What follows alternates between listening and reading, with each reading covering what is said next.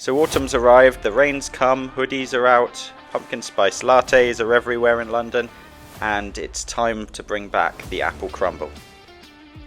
This dessert takes no more than 10 minutes to prepare and about 20 minutes in the oven, so it's perfect for a weeknight dinner. So let's have a look at the ingredients. We've got 100 grams of plain flour, 50 grams of unsalted butter, 150 grams of sugar, about a kilo of apples, 1 lemon, nutmeg and cinnamon. So first up we're going to peel and cut our apples. Now I'm using Bramley apples, which are also known as cooking apples. These were actually given to me by my parents a couple of weeks ago, so they need eating up, but they're perfect to go in a crumble or a pie. If you like it sweeter, or if you've got leftover dessert apples, feel free to use them. It doesn't matter too much, but the crumble topping itself is fairly sweet anyway, so you don't need to add in any extra sugar if you are using cooking apples. So a bit of a history lesson while we're cutting up the apples, but the apple crumble was actually a result of World War II and rationing, so back when there wasn't a great deal of butter and sugar around, this was a great way of making a dessert with our native apples. This is similar, if you're viewing from the US, to an apple crisp.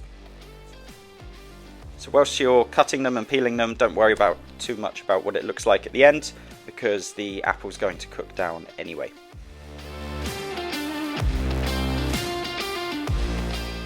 So once that's done, we're going to move on to the rest of the filling. So I'm going to add in half a lemon here, so just squeeze the lemon juice over the apple.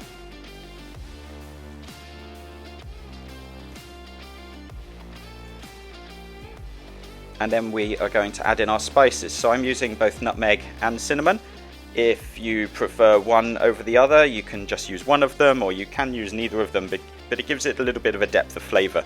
There are other things you can put into a crumble. You might want to add in some vanilla. You might want to add in some sultanas potentially, other types of fruit. I mean, any type of fruit pretty much works in a crumble.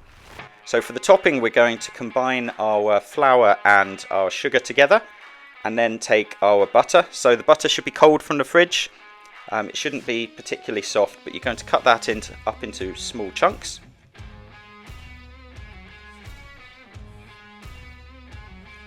And then using your hands, you're just going to rub them all together until we get fairly fine breadcrumbs. If you scrunch up your hand, you should be able to pick up a clump of them that sticks together.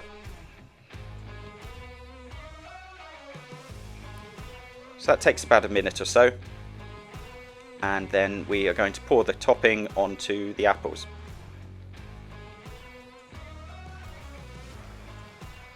If you do have leftover topping, not to worry, that can be popped into a bag and kept in the freezer for a few months for next time. So actually it might be worth making double the batch of topping that you can just freeze for next time.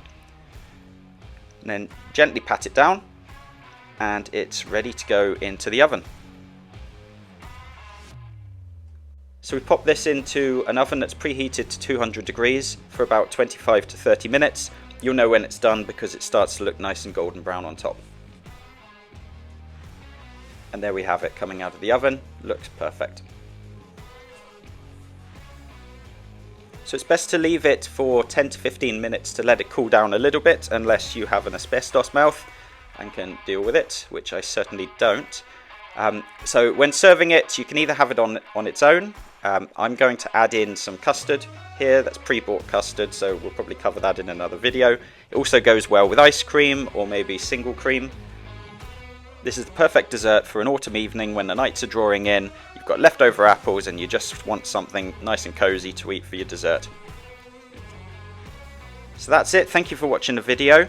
I would love it if you were to leave a like for the video, or if you were to subscribe to my channel so that I can share more great content with you. I'd love to hear from you if you try to make this, or if you've got any comments or suggestions. I'll be back with another video soon. Take care.